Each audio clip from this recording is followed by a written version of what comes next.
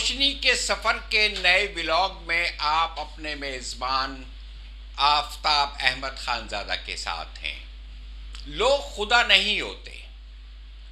سب سے بڑی نیکیوں میں سے ایک نیکی اس بات کا اعتراف ہے کہ دنیا کا سارا اختیار صرف ایک خدا کو حاصل ہے اور انسان بالکل عاجز اور بے بس ہے۔ پہلا شخص جس نے ماؤنٹ ایوریسٹ پر اپنا قدم رکھنے کی سنجیدہ کوشش کی وہ انگریز مورس ولسن تھا۔ اس نے 1934 میں ماؤنٹ ایوریسٹ پر چڑھائی کی، مگر جس چیز کو وہ اپنی زندگی کا کلائمیکس سمجھتا تھا یا سمجھا تھا، وہی اس کے لیے اینٹی کلائمیکس بن گیا۔ مورس ولسن پہلے جنگ عظیم میں ایک سپاہی تھا اور اس کو دنیا کی آخری بلندی پر پہنچنے کا اتنا زیادہ شوق تھا کہ اس نے اپنے خاندان کی کامیاب تجارت کو اپنی اس خواہش پر قربان کر دیا اور اس نے اپنا تمام سرمایہ خرچ کر کے اپنا ہوائی جہاز خریدا اور برطانیہ سے ہندوستان تک کا 6000 میل کا سفر طے کر کے پورینا میں اترا۔ اس کو اپنا ہوائی جہاز آگے لے جانے کی اجازت نہیں ملی، چنانچہ اس نے اپنے پاس اس کے پاس ایک چھوٹا سا خیمہ، کچھ چاول، کیمرہ اور جو چند دوسری باقی چیزیں تھیں وہ لے کر وہ ماؤنٹ ایوریسٹ پر اس نے چڑھنا شروع کیا اور کامیابی کے ساتھ 19,500 فٹ کی بلندی تک پہنچ گیا۔ 21 اپریل 1934 کو اس کی 36ویں سالگرہ تھی۔ اس کا منصوبہ یہ تھا کہ وہ اپنے زندگی کے اس تاریخی دن کو ایوریسٹ کی چوٹی پر کھڑا ہو کر وہ اپنی سالگرہ منائے۔ اس نے اپنی ڈائری میں چند دن پہلے یہ الفاظ لکھے کہ صرف 13,000 فٹ اور باقی ہے اور مجھے یہ واضح محسوس ہو رہا ہے کہ میں 21 اپریل 1934 کو چوٹی پر پہنچ جاؤں گا۔ ان سطروں کو لکھنے کے بعد ہمالیہ کا سخت طوفان اور موسم کی شدت اس کی راہ میں رکاوٹ بن گئے۔ وہ مجبور ہو گیا کہ وہ پیچھے کی طرف لوٹے، چنانچہ وہ اتر کر نیچے آ گیا۔ پھر اس کے بعد اس کو دوبارہ اوپر چڑھنا کبھی بھی نصیب نہ ہوا اور اس کے بعد اس کے ساتھ کیا پیش آیا اس کا حال کسی کو نہیں معلوم۔ پھر 1 سال بعد جب تنگ زنگ نارگے ایوریسٹ پر اوپر چڑھ رہا تھا تو اس کو ایک مقام پر مورس ولسن کی لاش ملی اور اس کے ساتھ ڈائری بھی، جس کا آخری جملہ آپ سن چکے ہیں۔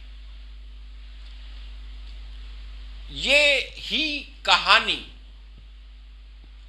بدلی ہوئی صورت میں ہر انسان کی کہانی ہے۔ ہر آدمی یہ سمجھتا ہے کہ وہ کامیابی کی چوٹی پر چڑھ رہا ہے، جبکہ در حقیقت صورتحال اس کے بالکل برعکس ہوتی ہے۔ یہاں ہر آدمی ایک ایسی منزل کی طرف چلا جا رہا ہے جہاں موت کے سوا کوئی چیز اس کا استقبال کرنے کے لیے تیار نہیں ہے۔ انسان ایک وقت تک دولت کو انجوائے کرتا ہے، پھر جب وہ دولت کے ذخیرے یا ڈھیر جمع کر لیتا ہے تو یقین مانیے پھر وہی دولت اس انسان کو آہستہ آہستہ کھانا شروع کرتی ہے، اور پھر ایک وقت آتا ہے کہ وہی دولت جس کی خاطر اس نے اپنے جیسے ان گنت انسانوں کو زخمی کر کے ان کے جسموں پر چڑھ کر وہ بلندی کی طرف پہنچا تھا، وہی دولت اس کی سب سے بڑی دشمن بن جاتی ہے۔ اس کے بھائی، اس کے رشتہ دار، اس کے دوست اس دولت کی وجہ سے اس کے دشمن بن جاتے ہیں۔ یہ کہانی ہر انسان کی کہانی ہے جو دولت عہدوں کا بھوکا یا بھکاری بن جاتا ہے۔ آج پاکستان میں تمام کرپٹ سیاستدان جنہوں نے کھربوں ڈالر پاکستان میں یا پاکستان کے باہر جمع کر رکھے ہیں، سرکاری افسران، ٹھیکیدار یا وہ شخص جنہوں نے اس ملک کے خزانے، عوام کے خزانے کو لوٹا، آج سب کے سب انتہائی پریشان ہیں، اس لیے کہ اب عوام کے پاس لوٹنے کے لیے کچھ بھی نہیں ہے۔ یہ تمام حضرات عوام کی ہر چیز کو لوٹ چکے ہیں۔ یقین مانیے اب یہ دولت کے انبار یا ذخیرے یا خزانے ان کے کسی کام کے نہیں۔ اب پاکستان کے عوام آہستہ آہستہ ان کے خلاف اٹھ کھڑے ہو رہے ہیں۔ بات آج